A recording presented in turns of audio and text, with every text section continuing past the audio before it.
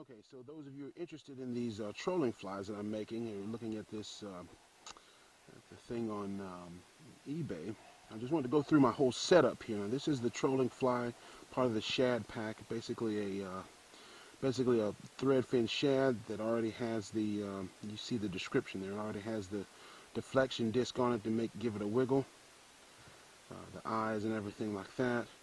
And the way my setup runs, I'm running this. I know it sounds weird. I'm running a fly setup on some bait casting gear, but you know I have fly rods in here as well, but I just don't have them set up at the moment. Now what I'm going to do is I'm going to hook this here onto the little bucket here. I'm going to spool this thing all the way out so you'll see exactly how my setup works. So get a little thread fin shad there, and what that goes to is what we call a 2x tippet, or I'm sorry, a 3x or a 2x tippet. This is 3x tippet. Actually, right here is basically it's 8-pound test fluorocarbon, and here it's going to a loop-to-loop connection. But soon I'm going to start using the Invisiswivels, but that goes to 12-pound test leader. Now the tippet is 4 feet long. The 8-pound test line is 4 feet long, and the 12-pound test leader is 16 feet long. So I'm running a long leader, 20-foot leader. And just let me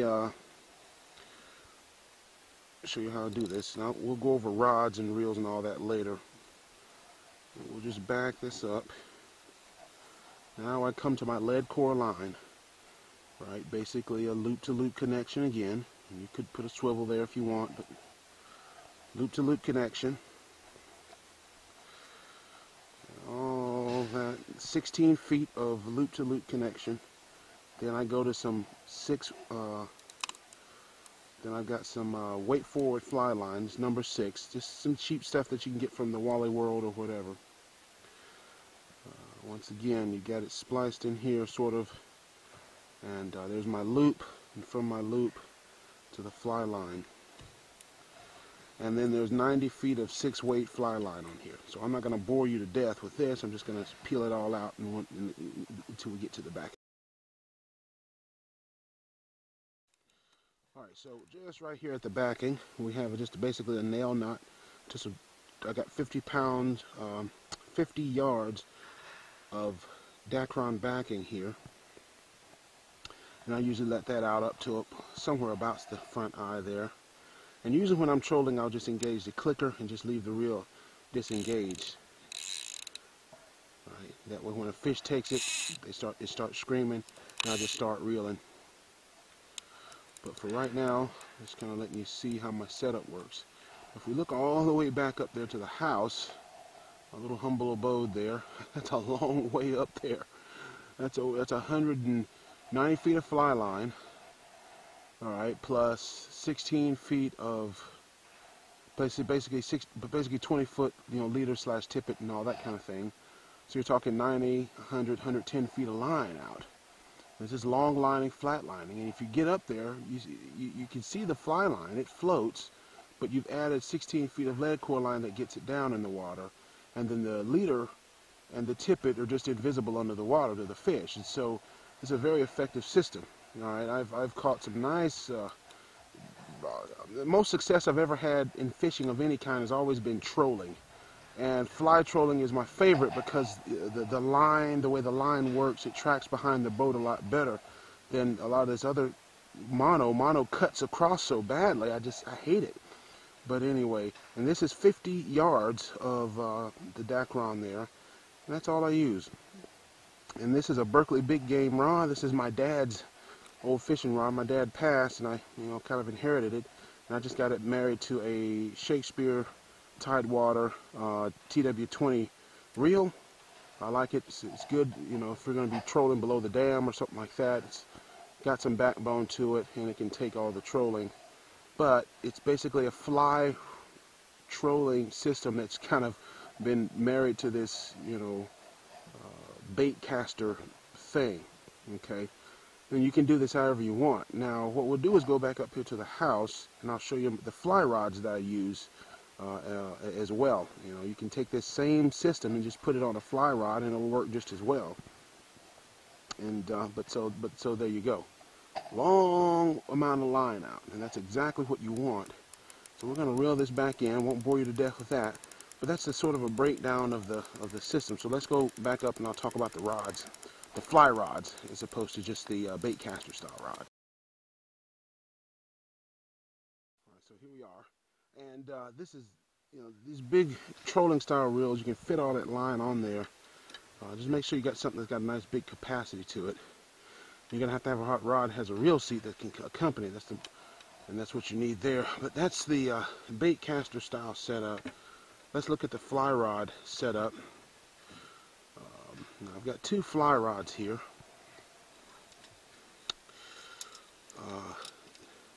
This is an old Phillips fly rod. It's a 6/7 weight, which is great.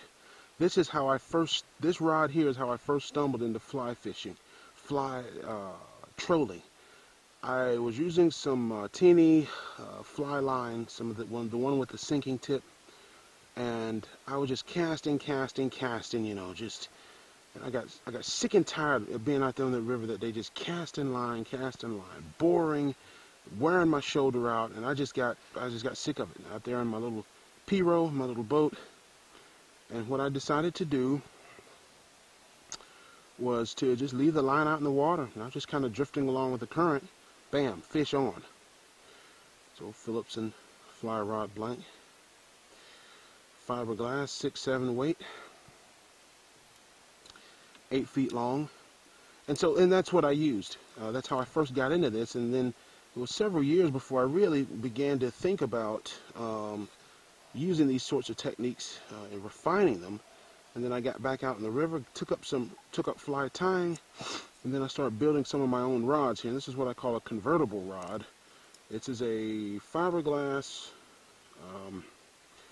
8 foot long fiberglass, 5/6 weight E-glass blank. And the reason I call it convertible is because if you notice, you know, it looks sort of ragged, and but I got it wrapped with cord here. I got it wrapped with cord here, but I got it with duct tape, just experimenting. That's why it looks so messed up. But you can actually put a fly rod on here, fly reel to troll on here, or you can put a bait caster on here. And the whole point of that is that with the bait caster, the reel's on top, the fly reel, it's on the bottom. So with the bait caster on top, the guys go here, you got the bumper down to the bottom here, and it just, so you can use it with bait casting. If you want to use a fly reel, just forego the bumper, put your regular old fly reel on there. You can, you know, and troll anyway. When I troll, I really only like to troll with one rod, and I like to hold the rod under my arm, and that's very comfortable like that. And so the line be out of the boat that way, and so that's far more comfortable to me. And I catch a lot. You can sense a lot more things, what's going on and everything, and and that's why I prefer the long handle here. Now, because when you're with this kind of fly rod, this is a traditional sort of fly rod with the you know, all the way down to the butt, you're just gonna have to sit there and hold it with your hand. That can tire your hand out, and your old musician injuries like mine, your carpal tunnel and stuff like that. I just don't want to be sitting there holding it. I'd rather have it under my arm, and you can do the same thing with a fly reel like that. So that's another quick tip on how I do that. But you can use, the whole point of the fly trolling system is that you can use a variety of rods for it. The most important thing, I think, is the fly line, the backing, the fly line to coming off the loop to a leader, and then down to a tippet, almost exactly like you would on a fly rod. You know, it's got all the things. The only difference is that you can mount it on whatever system you want, and you can tie on whatever fly you want. And as you saw, this is the shad pack, threadfin shad here. Olive and black are good color combinations for my waters, and shad are just about everywhere. But so that's a kind of an overview of the system that I use for trolling, fly trolling, and using trolling flies.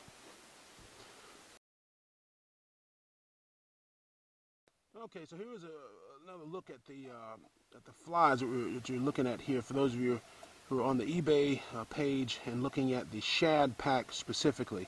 Now this is the crawfish thing, the Sipsy craw, is an imitation of the red swamp crawfish that's prevalent in my waters, and but what you're looking at, considering those of you who are on the eBay page, or the shad pack, which is your thread fin shad pattern here.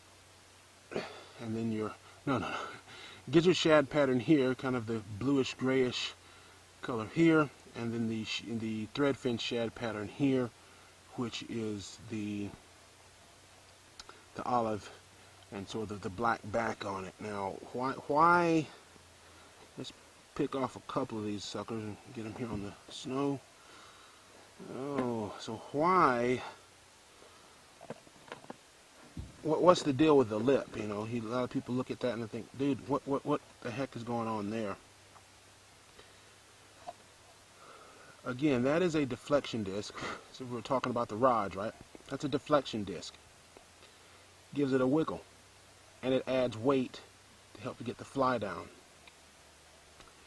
All my trolling flies are tandem. Sometimes sometimes at varying lengths there. But, it's a very simple fly. It's tied, as you can see, you got a tandem hook. The first front hook is a 2/0. The one that you'd be buying has a 2/0. Both the hooks are Mustad 3366. Now, this is a hook that I used kind of as a prototype. It's a little bit different because it has the offset. Some hooks that I had for years and years and never used them for anything, decided to take them out.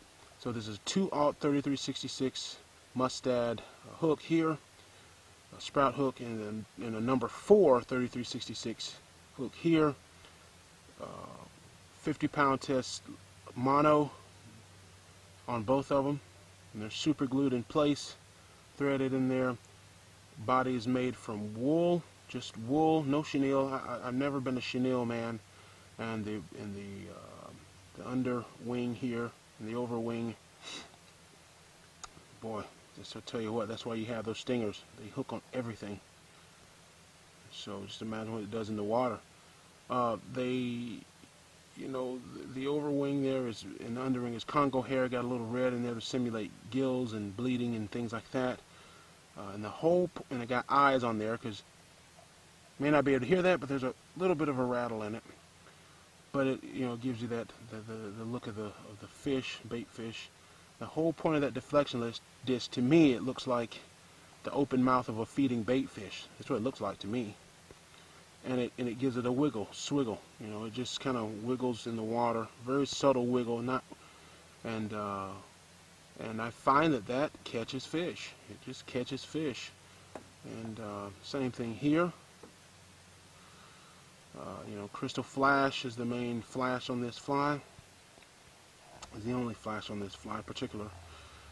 Same thing. These are made from polymer clay. I take them, I bake them, I put them in myself.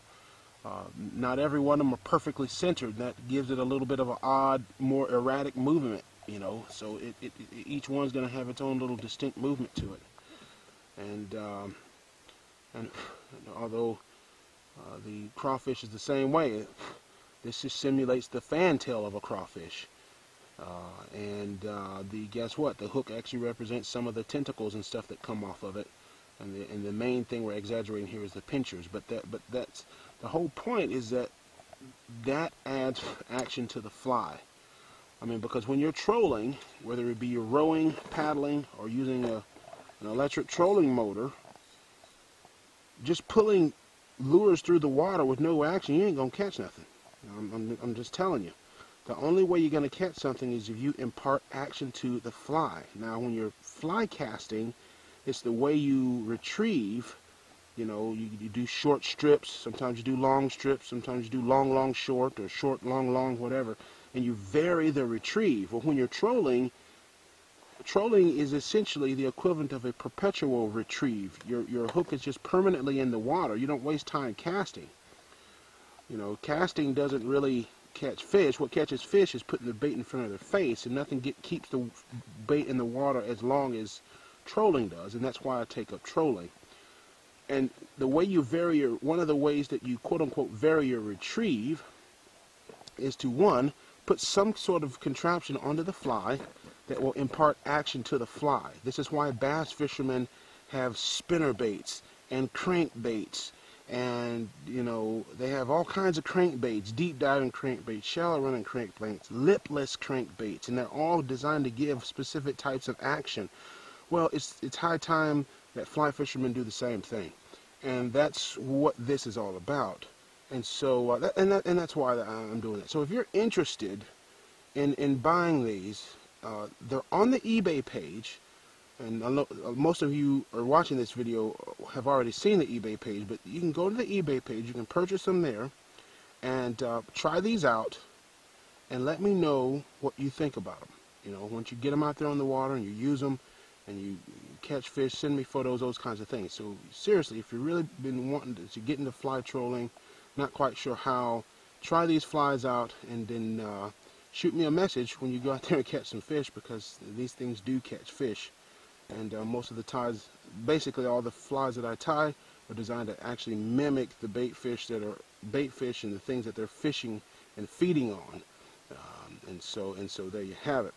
And that's me. I'm Damon, and I will talk to you guys later.